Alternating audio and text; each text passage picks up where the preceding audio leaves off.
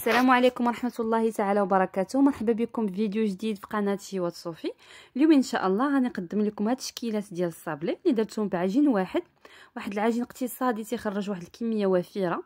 نتمنى ان هذا الفيديو ينال الاعجاب ديالكم. ما نطولش عليكم، نبداو على بركه الله.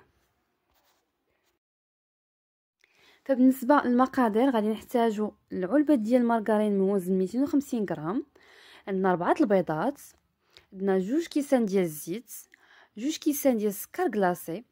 هنا غادي نحتاج واحد المعلقه ديال الجليكوز باش تعطيني القرمشه للصابلي، يمكن لكم تستغناو عليها فهي ماشي ضروريه. عندي 2 ساشيت ديال الكاكاو، النكهه ديال الفاني يمكن لكم تعوضوها بساشي ديال السكر فانيلا. عندي النكهه ديال الشكلاط، وعندي الدقيق اللي غادي يجمع ليا الخليط من ما بين كيلو حتى الكيلو وربع. فندوزو للطريقه على بركه الله. فهنا غادي ناخذ واحد القصريه، غادي ندير هذيك الزبده اللي تكون بحراره المطبخ. نحاول نخوي ديك الزبده ديالي كامله. يمكن لكم تستعملوا مارغرين اللذه او ماماتي، فكاينين بزاف ديال الانواع. انا تنفضل هذه ديال العلبه لانها دغيا تخدم وما تيبقاوش دوك الحبيبات ديال الزبده في الخليط. هنا غادي نزيد عليها السكر كلاصي، وغادي نزيدوا عليها واحد القبصه الملح.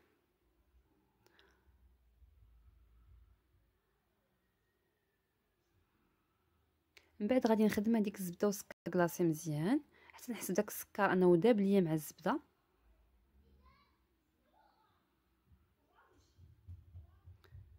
كما تشوفوا تنخدموا مزيان بعضياتهم.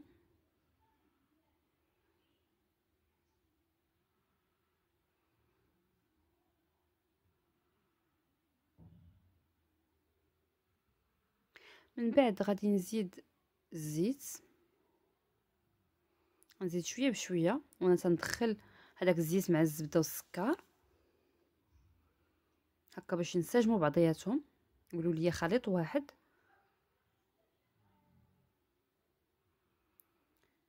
فانا دابا زدت الكاس الاول، من بعد غادي نزيد الكاس الثاني هكا دغيا تدخل لي داك الزيت مع الزبده تينسجموا. من بعد غادي نبدا نزيد في البيض،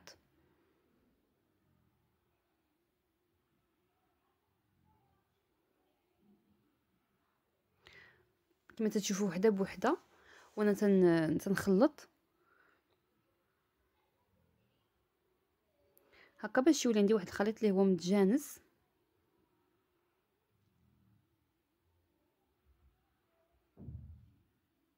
بس نبقاو عاطين الخاطر لهاد الصابلي تنخدمو غير بشويه بشويه حتى نكملوا كاع المقادير اللي عندنا.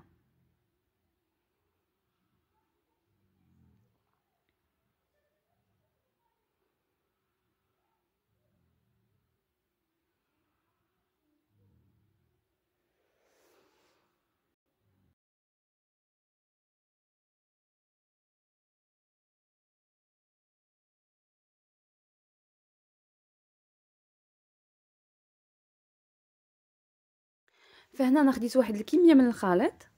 غادي نحتاج لجوج انواع ديال العجين. النصف الاول غادي نزيد له النكهه ديال الفاني، ونسيت ما ذكرت لكم انني قبل ما نزيد هاد نكهه الفاني انني زدت الجليكوز.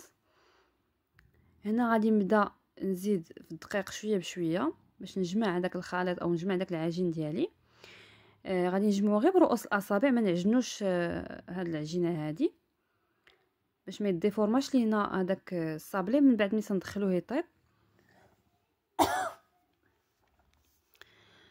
هنا غادي نبقاو غادي بشويه حتى نجمعوه يكون العجين يكون رطب ما يكونش قاصح، فما نزيدوش الدقيق دقه واحده، فنبقاو معاه غير شويه بشويه حتى نحصلوا على واحد العجين اللي متماسك وما تيكونش يلصق في اليدين.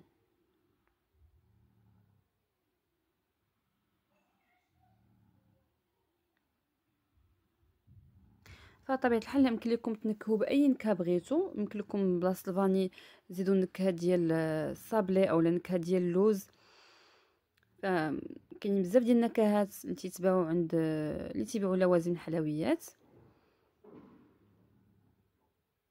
فانا غادي نبقى مكمله حتى تجمع لي العجين.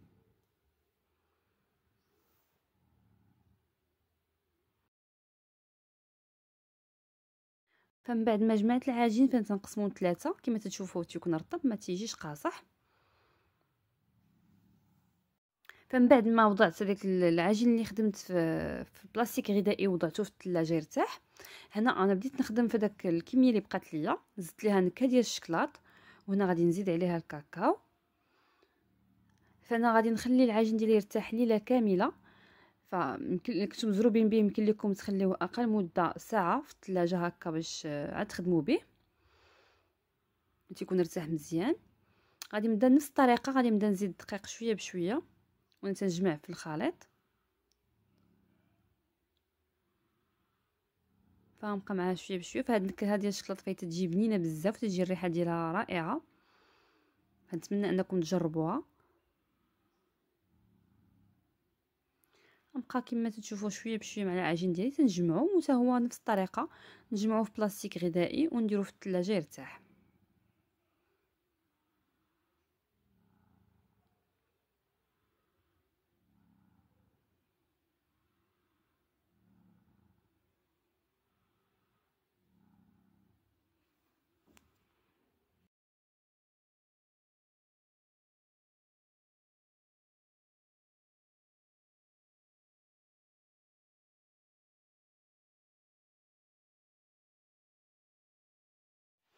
فانا في الصباح غادي نخرج هذاك العجين ديالي من الثلاجه وخديت واحد بديت نطلقو ما بين جوج ورقات ديال الزبده او ورق الطبخ. كما تشوفوا تنرقو انا واحد السمك اللي يكون تقريبا 1 مليمتر. من بعد غادي ناخذ واحد القطعه مربعه وغنقطع دوك الاشكال اللي بغيت. غادي من بعد نحطهم في واحد اللاطه اللي تنكون دايره عليها ورق الطبخ وتندخلو يطيب في واحد الفران اللي تكون العافيه متوسطه من الفوق من التحت. غير تيبان لي انه تحمر صافي تنخرجو، ما تنخليهش بزاف في الفران باش ما يقصاحش.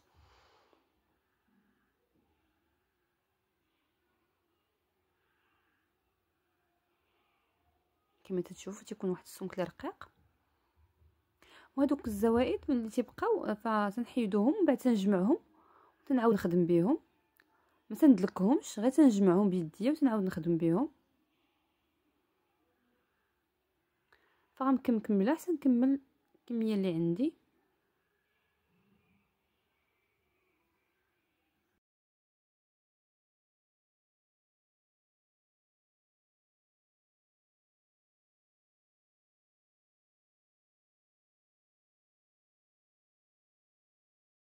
بالنسبه للشكل الثاني فانا خديت هاد القطعه هذه وبديت نرشم هذوك الاشكال اللي بغيت. فغنبقى مكمله طبيعه الحال بنفس الطريقه، نرشم ونحط في اللاطه اللي غتدخل الفران. وخاصكم تبقاو مقابلينه لانه كما قلت لكم غير تيبان لكم انه بدا تيتحمر صافي تخرجوه، يعني ما تخليوش بزاف باش ما يجيكمش هاد الصابلي قاصح بزاف.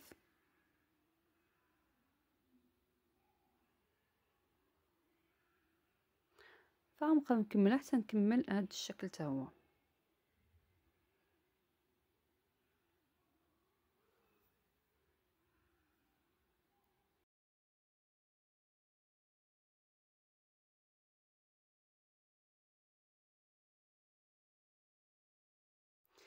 فهنا بالنسبه للشكل الثالث فانا اختاريت اني نديرو على شكل دائره. فهنا فهاد العجين هذا فهو تيخرج واحد الكميه اللي وفيره بمقادير اقتصاديه. فنتمنى ان هاد الصابلي هذا توجدوه في ديوركم. فانا غادي نبقى مكمله حتى نكمل الكميه اللي محتاجه. وطبيعه الحال دوك الزوائد اللي تيبقاو فنعاود نجمعهم وتنعاود نرشمهم مره اخرى. تنبقاو غادي معاهم بشويه بشويه ما تنعجنوهمش كما تتشوفوا حتى نكملوا كاع الكميه اللي عندنا.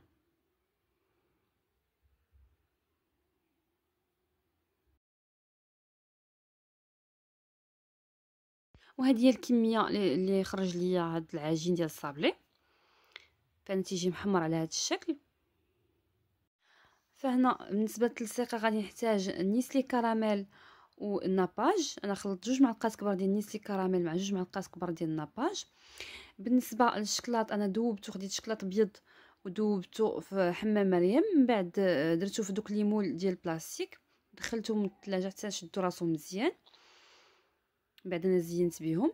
فانا سمحوا لي الا كنت ما عطيتكمش تفاصيل اكثر بالنسبه للتزيين ديال الصابلي، فالا بغيتو نعاود لكم فيديو اخر مع مزيد من التفاصيل فقولوها لي في التعاليق. فماش يجيناش الفيديو طويل بزاف ويكون ممل، داكشي علاش انا حاولت انني نزرب هاد المراحل هادو، نعطيكم مجرد افكار. وهكا لا بغيتو شي حاجه يعني مزيد من التفاصيل فقولوهم ليا. فانا غادي نستعمل عجينه اللوز اللي صاوبت في الدار، غادي ننزل لكم ان شاء الله الوصفه ديالو من مورا هذا الفيديو. هنا غادي ناخذ هذا الشكل ديال ارابيسك اللي غادي نرشم بالمرشم ديالو، وغادي نقطع بنفس القطعه اللي قطعت بها الصابلي، فنبقى معاه شويه بشويه حتى نكمل الكميه اللي عندي. فانا خديت نفس التلصيقه اللي لصقت بها الشكل الاول، وغادي نلصق بها هذاك العجينه اللوز مع الصابلي ديال الكاكاو. فبالنسبه للشكل الثالث فانا خديت الشكلاط الاسود اللي ذوبته ودرته في داك المول السيليكون او المول ديال البلاستيك. بالنسبه للتلصيقه فانا خديت الناباج مع الكليكوز مع النكهه ديال الفريز وحركتهم مزيان ولصقت بهم الصابلي. هذاك الشكل ديال الارابيسك فانا خديت زينته بالملمع النحاسي. فكانوا هادو هما الاشكال اللي وجدنا اليوم. نتمنى ان هذا الفيديو يكون نال الاعجاب ديالكم، يكون مفيد لكم، توجدوه ان شاء الله في ديوركم. فبقى لي الا نقول لكم مع السلامه والى فيديو قادم ان شاء الله.